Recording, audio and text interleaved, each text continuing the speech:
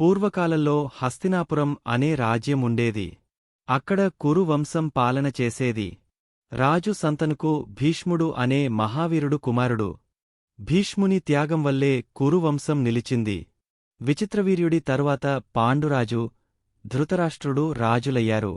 ధృతరాష్ట్రునికి కౌరవులు, దుర్యోధనుడు మొదలైన 100 మంది, పాండురాజుకి పాండవులు, ధర్మరాజు, భీముడు, అర్జునుడు, నకులుడు, సహదేవుడు జన్మించారు. పాండవులు ధర్మబద్ధంగా జీవించగా కౌరవులు అసూయతో నిండిపోయారు. పాండవులపై కుట్రలు చేసి వారిని అడవికి పంపించారు. ద్రౌపది అవమానం మహాయుద్ధానికి కారణమైంది. కృష్ణుడు శాంతి ప్రయత్నాలు చేసినా ఫలితం లేకపోయింది. చివరకు కురుక్షేత్రంలో ఘోర యుద్ధం జరిగింది.